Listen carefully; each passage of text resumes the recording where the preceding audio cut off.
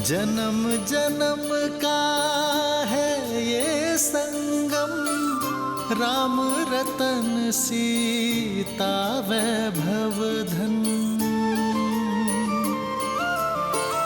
एक है पौरुष एक समर्पण, एक है रूप तो दूजा दर्पण। राम है लोचन सीता दृष्टि, राम है बादल सीता वृष्टि। राम सिया राम सिया राम सिया राम, राम सिया राम सिया राम,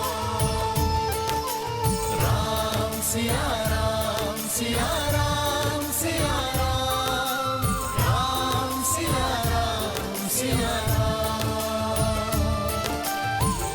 सीता को रखते हृदय रघुराई, पूर्ण राम को करने आई। सीता करती उनकी पूजा, राम से आसा प्रेम न दूजा। राम सिया राम सिया राम सिया राम, राम सिया राम सिया राम, सिया राम सिया राम। मैं जनक नंदिनी सीता आपको अपने वार और स्वयं को आपकी अर्धांगिनी के रूप में स्वीकार करती हूँ। मैं जीवन के हर लाभ हानि, सुख दुख और धूप छांव में आपकी संगिनी बनकर रहूंगी। अब केवल मृत्यु ही मुझे आपसे अलग कर सकती है। जनक पुत्री सीता की, जनक पुत्री सीता की, जनक पुत्री सीता की, जनक पुत्री सीता की।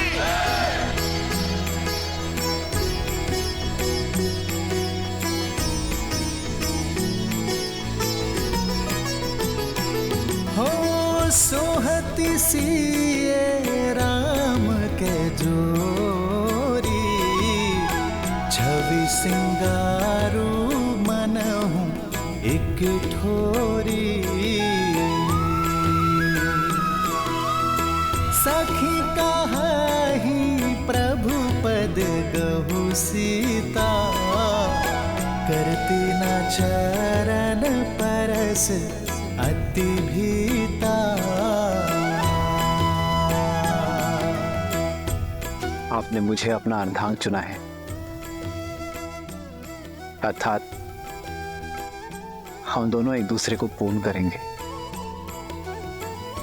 आज से मैं आप हूं और आप मैं, ना कोई छोटा ना कोई बड़ा, ना स्वामी ना सेवक। हर स्थान हर मान में हम दोनों समान होंगे।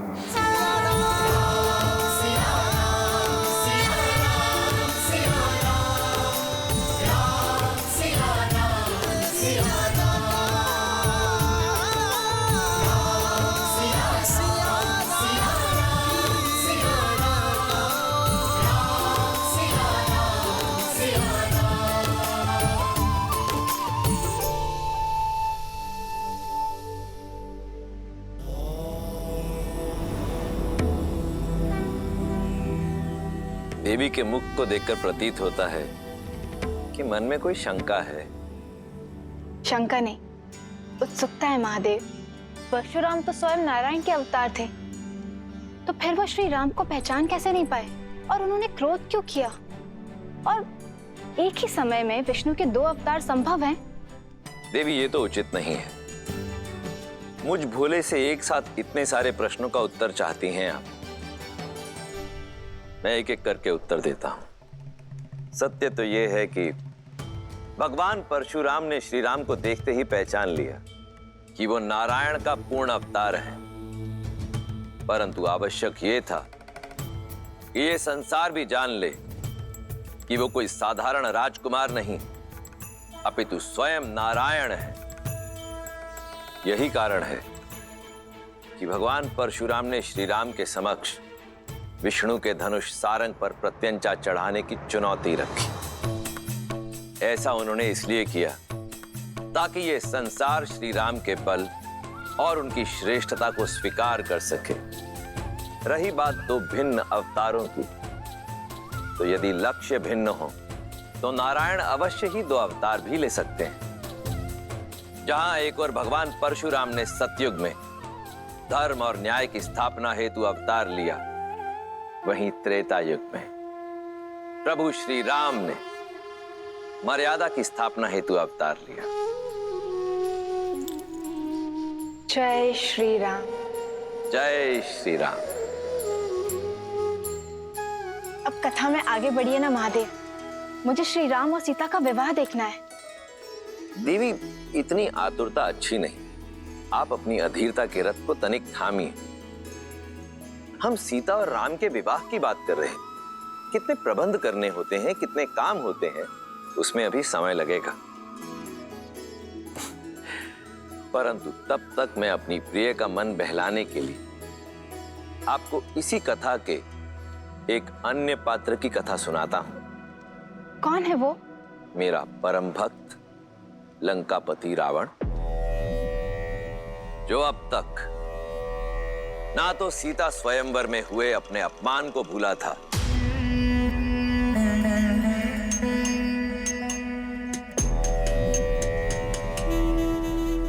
और ना ही भूला था देवी सीता के अप्रतिम सौंदर्य को।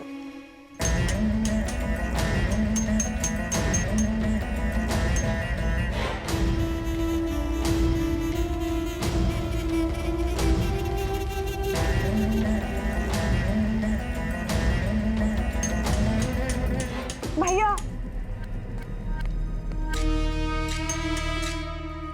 भैया वो विद्युत जीवा।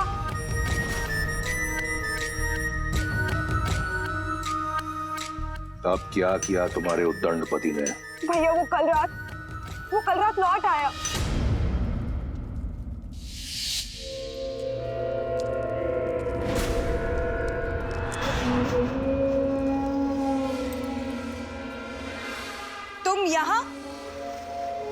तुम यहाँ क्या कर रहे हो विद्युत जीवा? क्या एक पति को अपनी पत्नी, एक पिता को अपने पुत्र के पास होने का कोई अधिकार नहीं है? जैसे आए हो वैसे ही लौट जाओ विद्युत जीवा,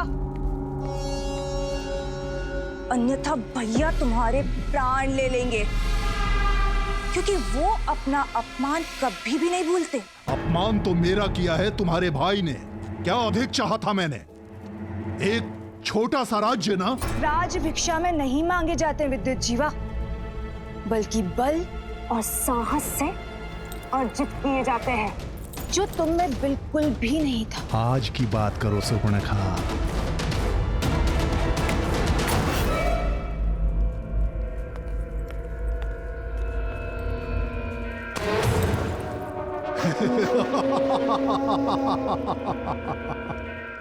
अब मैं वो दुर्बल विद्युत जीवा नहीं रहा। अब मेरे पास माया युद्ध का छल भी है और दैत्य काल के का बल भी।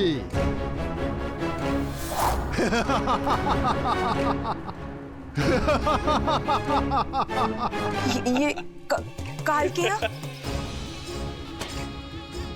हाँ, काल के अस्त्र। मैं रावण से डरकर भागा नहीं था सुपर्णखा। मैं तो सज्ज हो रहा था उसका सामना करने के लिए। धरा से नीचे गहराई में पाताल और रसातल के मध्य एक नगर है, आसमानगढ़। मायावी नगर है वो, जो रक्षित है नीवट कवच दानवों द्वारा, जो माया युद्ध में प्रबल हैं। और अकेला नहीं हूं मैं। रावण के भय से छुपे आसमानगढ़ में मेरे संबंधी दैत्य काल के भी मेरे साथ हैं। कुछ नहीं कर पाएंगे तुम्हारे ये काल के, क्योंकि स्वयं काल मेरे महाशक्तिशाली भाई का दास है। महाशक्तिशाली? अरे तो कहां है सीता? कहां है शिव धनुष?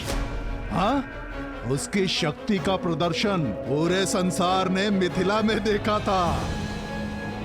अब समय मेरा है, लंका अब मेरी होगी, रावण का अंत होगा। मूर्ख हो तुम, देव, असुर, यक्ष, गंधर्व, कोई भी मेरे भाई को मार नहीं सकता तो बंदी बना लूंगा, पर रक्तपात से क्या लाभ है? अरे जाओ जाओ, जाकर समझाओ अपने भाई को, सिंहासन त्याग कर मुझे सौंप दे, अन्यथा मेरे पास दूसरे मार्ग भी हैं। भैया, मैं आपका अहित होते हुए नहीं देख सकती, मैं आपका घात होते हुए नहीं देख सकती, इसलिए आपको सावधान करने चली आई। क्षमा कर दीजिए विद्युत जीवा को, मूर्ख है वो, पर मेरा पति है। भैया, आपका ये मौन मुझे भयभीत कर रहा है भैया। अरे बड़बोला है वो। बड़बोला? पहली बार सही बोला। सत्य है, मैं लंका के सिंहासन योग्य नहीं। बुलाओ उसे, कहो कि रावण सिंहासन त्याग कर वनवास जाना चाहता है।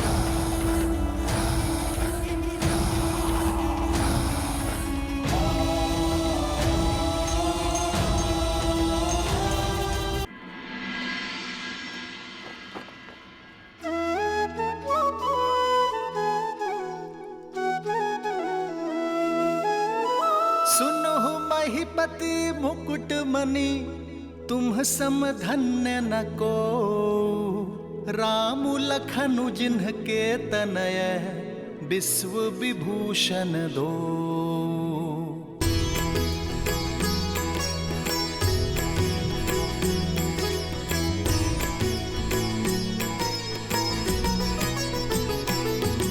हो पूछन जो गुण तनय तुम्हारे, पुरुष सिंधति हूँ पुर उजियारे।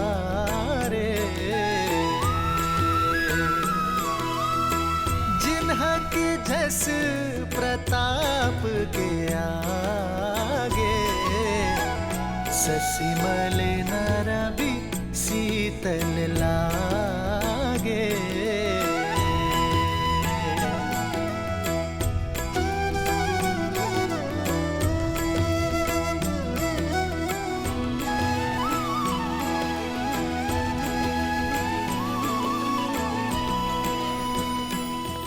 अयोध्या राज की जय हो। महाराज, मिथिला से आपके लिए संदेश है।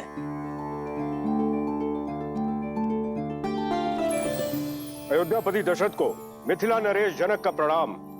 आपको पूर्व में मेरी पुत्री के स्वयंवर के विषय में सूचित किया गया था, पर आपने आने में असमर्थता दिखाई, क्योंकि आपके पुत्र ब्रह्म ऋषि विश्वामित्र के साथ थे। महादेव की कृपा और मां गौरी के आशीर्वाद से ब्रह्म ऋषि विश्वामित्र आपके पुत्र राम और लक्ष्मण को स्वतः स्वयंवर में ले आए, और जब संसार का कोई शूरवीर शिव धनुष की प्रत्यंचा न चढ़ा पाया, तो ब्रह्म ऋषि के आदेश से आपके सुपुत्र श्री राम ने चुनौती पूरी कर दिखाई।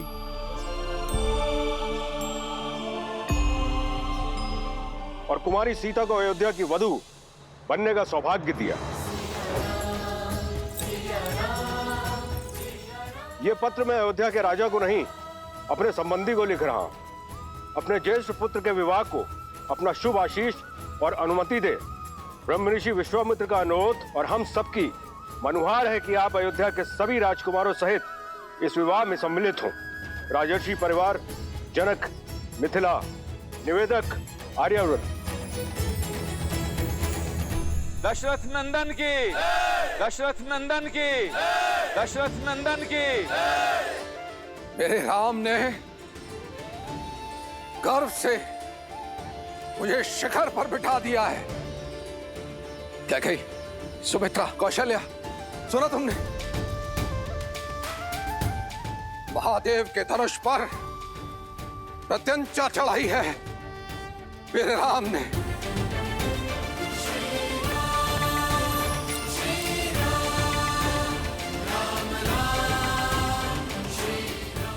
हमारे राम ने ये कार्य यदि कोई कर सकता था तो केवल हमारा राम। कदाचित मैं उसका ये शौर्य देख पाती, भरी सभा में उसे गले लगाकर उसे बधाई दे पाती। दीदी हमारा राम, सुमित्रा।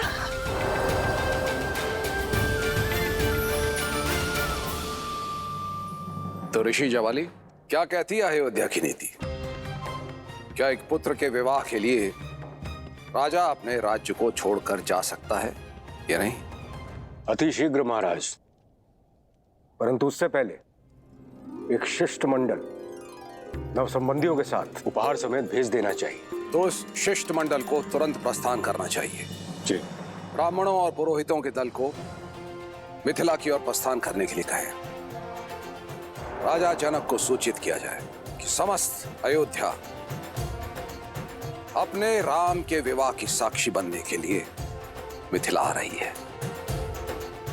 समय व्यर्थ ना करें ऋषि जवाली, मेरे राम का विवाह है, विलंब ना हो। जैसी आपकी आज्ञा। महामंत्री सुमंत्र, अयोध्या के सभी रथों को सज्ज कीजिए और उन्हें उपहारों से लाद दीजिए। जो आज्ञा महाराज। देवी कौशल्या, नव विवाहितों के स्वागत के लिए अयोध्या को एक नव वधू की तरह सज्जित कर दीजिए। देवी सुमित्रा, भरत और शत्रुघ्न को संदेश भेजा जाए कि वो शीघ्र अतिशीघ्र मिथिला पहुंचे। कैकेयी, उत्सव की घड़ी आ गई है, सभी प्रबंधों को देखो, कोई कमी नहीं रहनी चाहिए। मैं गुरुदेव वशिष्ठ से मिलकर आता हूं। ये विवाह उन्हीं के आशीर्वाद से होगा। जी महाराज, मेरे राम का विवाह है, मेरे राम का।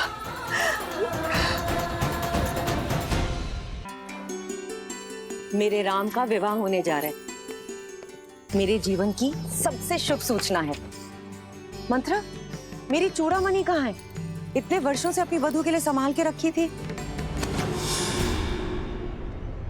विवाह तो राम का है कैकेयी, किंतु तुम ऐसे प्रसन्न हो रही हो जैसे कि भरत की वधू घर आ रही है। ऐसे सज्ज हो रही हो जैसे कि राम तुम्हारे वंश को आगे बढ़ाएगा। मां कहकर नहीं पुकारा होता ना, तो अभी इसी क्षण तुम्हारी जीभ काट देती। वो जीभ जो सदैव शुभ अवसर पर विष उगलती है। एक बात कान खोल के सुन लो मंत्रा, विवाह मेरे पुत्र राम का है, मेरे राम का। समझी तुम?